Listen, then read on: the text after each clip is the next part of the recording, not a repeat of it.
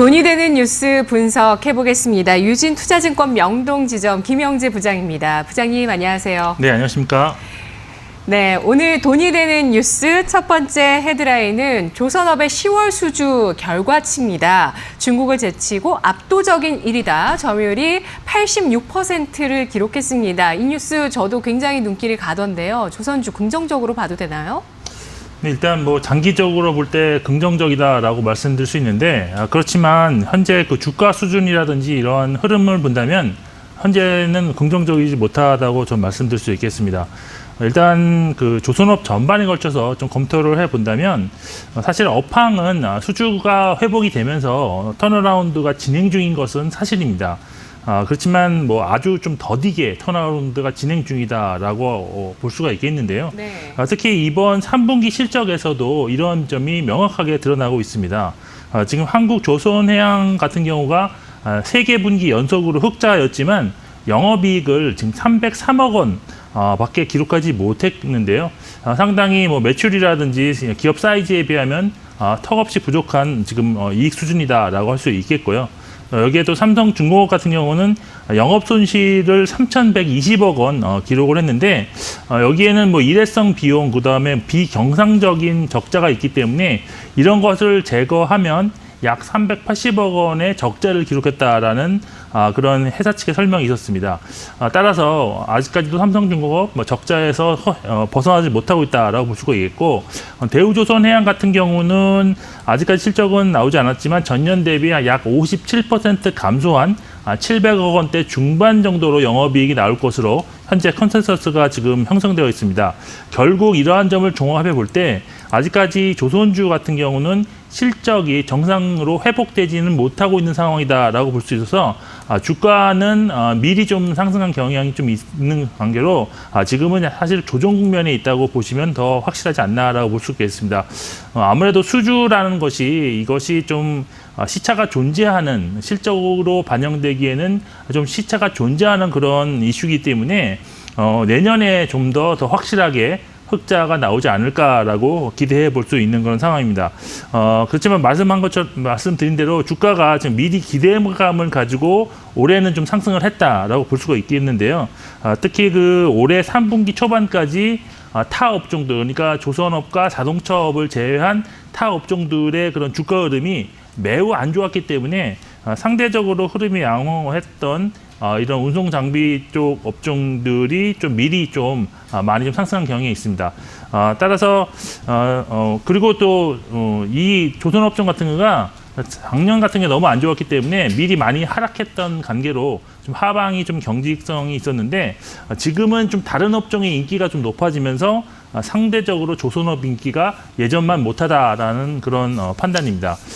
그래서인지 지금 현재 그 추세가 좀 하락 전환된 종목들이 상당히 많이 있습니다. 뭐 중소형주, 대형주 할 것 없이 상당히 많은 그런 추세가 좀 하락 전환된 종목들이 많아서 사실 그 매수할 만한 종목이 많지 않다는 특징도 있다고 보고 있는데 네. 그럼에도 불구하고 지금 한국조선해양 예전에는 현대중공업이었죠. 현재 그 LNG 추진선 시장은 확대가 되고 있으므로 국내 지금 조선사들의 점유율이 지금 지속적으로 지금 상승하고 있는 가운데 글로벌 1등 조선사로서의 점유율 상승의 그런 가장 큰 수혜가 예상될 수 있는 그런 종목이라고 할 수 있겠습니다. 여기에 또 9월부터는 수주 잔고가 반등하기 시작해서 실적 개선 가능성도 좀 가시성이 높다라고 볼 수 있는데요. 여기에 덧붙여서 기술적으로 볼 때도 추세가 아직까지는 그래도 업종 내에서 살아있는 그런 종목이기 때문에 현재가 지금 눌림목 자리라고 좀 판단할 수 있는 그런 위치에 있습니다. 따라서 이 구간에서는 매수가 좀 가능하지 않겠느냐라고 저는 판단하고 있는 조선주 중에 하나라고 볼 수 있겠습니다. 그렇지만 수급은 좀 아쉽게도 좀 약간 엇갈리는 그런 상반된 모습인데요. 외국인은 지속적으로 매수를 하고 있지만 기관은 지금 연일 매도를 하고 있습니다. 그래서 네. 수급만 본다면 사실 대우조선해양이 수급적으로는 좀 더 낫지 않나라고 볼 수 있지만 그렇지만 전반적으로 고려했을 때는 탑픽은 한국조선해양이 아니겠느냐라고 판단을 하고 있습니다. 일단 투자 등급은 뭐 3등급 정도로 제시를 해드릴 건데요.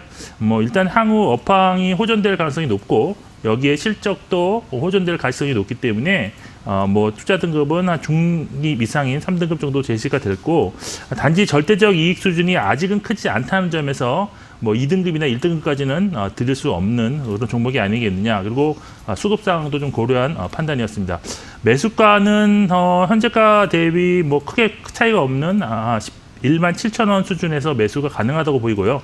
목표가는 전고점을 조금 더 상향 돌파하는 135,000원 수준, 그리고 손절가는 11만 원 선에서 잡고 대응하시면 좋을 것 같습니다. 네. 조선 업종 분명 10월에 수주의 점유율이 전 세계적으로 90% 가깝게 차지했다는 점은 호재가 되겠지만 더딘 턴어라운드가 진행 중이라는 점 체크 포인트로 제시하고 있습니다. 따라서 끈기가 필요하겠고요. 현재는 조정 국면 하락 추세에 수급 부진이 이어지고 있다는 점에서 등급은 좀 낮은 3등급 제시하고 있습니다. 장기적인 관점에 턴어라운드 내다보면서 목표 주가는 13만 5천 원 선까지 제시하고 있습니다. 이어서 오늘 돈이 되는 뉴스 두 번째 뉴스 헤드라인은 이낙연 테마주입니다. 이낙연 국무총리가 최장수 국무총리이고요. 그리고 2022년에 대선이 있는데 대권주자 선호도에서 현재 1위, 그리고 내년도에 총선이 있는데 총선 때문에 이제 당에 복귀해야 되는 거 아니냐라는 당의 내부적인 목소리까지 인기가 굉장히 높은 그 정치인입니다. 이낙연 국무총리 관련주. 어제 이 종목군들뿐만 아니라 전체적인 정치인 테마가 다 올라갔던, 또 하나 기록해놔야 되는 그런 날이 아니었을까 싶어요. 어떤가요? 네, 일단 뭐 네. 정치 테마가 지금 현재 움직이고 있는 것은 사실 주도 업종이 없는 상태에서 빠른 순환매가 테마별로 움직이고 있는데, 마침 정치 관련 무슨 설문조사 뉴스가 나왔기 때문이다라고 저는 보고 있는데, 사실 지금 현재 그 테마로서 분류될 수 있는 뭐 여러 가지가 있겠지만, 현재로서는 업종별로도 예전에 주력, 그러니까 조금 전에 주력이었던 바이오, 그 다음에 IT에서도 빠르게 순환매가 돌고 있는데, 오늘 같은 경우에는 폴더블이랑 오일리드 관련주가 또 주목을 받았습니다. 따라서 IT 내에서도 빠른 순환매가 지금 돌고 있다. 그리고 가끔이지만 정치 테마주, 여기에 대북 관련주 역시도 빠른 순환매에 동참하고 있는데, 또 최근에는 낙폭과대 소외주까지도 이런 테마는 아니지만 이렇게 순환매에 동참하고 있습니다. 따라서 여러 가지 테마가 1박 2일, 좀 길게는 2박 3일 정도 수준에서 순환매가 좀 빠르게 돌고 있다는 차원에서 접근을 하셔야지, 이것이 정치 테마로 인해서 끝까지 쭉쭉 가는 그런 정도로는 저는 보고 있지는 않다고 보고 있습니다. 그리고 정치 테마주 같은 경우에는 뭐 시장이 정말 소강 상태일 때에 움직인다는 또 특징이 있는데, 앞으로 뭐 총선이라든지 또 여기에 뭐 대선도 좀 다가올수록 더 활발해질 가능성이 있는 테마다라고 보시면 될 것 같습니다. 일단 정치 테마주는 펀더멘탈적으로 접근이 불가한 그런 건 다들 아실 것 같고요. 네. 결국 기술적이라든지 수급 상황 상당히 중요한 투자 포인트가 될 텐데, 이런 점을 감안해서 좀 접근한다면 매매는 좀 가능하지 않겠느냐라고 판단을 하고 있습니다. 사실 이낙연 관련주 사실 어제 상당히 강했는데, 오늘은 남아산업만 좀 강하고 나머지 그 관련주들은 좀 횡보하지 않나, 뭐 또는 좀 소폭 좀 하락하는 그런 모습을 보이고 있습니다. 그렇지만 이들 관련주들이 뭐 어제 강했지만 최근 흐름을 좀 자세히 분석해 보면 눌림목에서 횡보하던 중에 어떤 계기를 맞아서 크게 시세를 분출하고 있다는 공통점을 좀 발견할 수가 있습니다. 그래서 사실 이것이 지속적으로 상승할 것이다, 이렇게는 좀 저는 확신을 할 수 없다라고 보여져서, 그 이유가 가장 큰 것은 기술적으로 이미 상한가라든지 이런 큰 시세를 냈기 때문에 네. 이격이 좀 벌어진 그런 관계가 있습니다. 그래서 눌림목으로 다시 회귀할 가능성이 있지 않겠느냐라고 저는 판단을 하고 있습니다. 결국 그런 측면에서 본다면 정치 테마주 중에서 최근 상승하지 않았던 종목 중에서 눌림목에서 좀 반등할 가능성이 있는 그런 정보를 좀 찾아야 된다라고 보고 있는데, 저는 그래서 지금 사실 그 현재 그 범야권에서 확실한 대선 후보가 없다는 점에서 다양한 종목이 정치 테마주로서 부각 가능하다라고 보고 있습니다. 저는 이 중에서도 좀 안철수 관련주 안랩이 현재 자리가 나쁘지 않다고 좀 보고 있는데요. 기술적으로 보면 지금 우상향 추세를 유지하고 있는 상황에서 최근 한 달 누적으로도 기관과 외국인이 양매수하고 있는 그런 상황입니다. 따라서 향후에 뉴스 흐름만 좀 좋게 나온다면 상승 가능성이 있지 않겠느냐라고 판단을 하고 있습니다. 따라서 그 정치 테마주 같은 경우에 눌림목 매수 후 시세 분출 시 매도라는 그런 투자 전략적 관점에서 볼 때 안랩의 현재 시점에서는 매수 가능한 종목이 아니겠느냐라고 일단 판단하고 있고요. 투자 등급은 뭐 아직까지는 뭐 움직임이 그렇게 크지 않고 또 불확실성이 있는 만큼 4등급으로 일단 제시를 해드리겠습니다. 그리고 매수가는 현재 가격보다 조금 낮은 6만 3천 원, 목표는 7만 5천 원, 그리고 손절가는 5만 9,500원으로 제시를 해드리겠습니다. 네, 알겠습니다. 이낙연 테마주가 증시에서 제가 지금 체크하고 있는 것만도 14개로 확산이 되어 있는데 이들은 일단 눌림목 관점을 보자. 현재 급등한 때는 또 따라가지 말자는 전략, 눌림목 관점에서 공략할 수 있는 종목으로 안철수 관련주 안랩을 꼽아보고 있습니다. 이어서 오늘 발표된 소식입니다. 아시아나 항공의 우선 협상 대상자 2조 5천억 원을 베팅한 HDC 현대산업개발로 돌아갔는데요. 오늘 이 이슈 어떻게 봐야 될까요?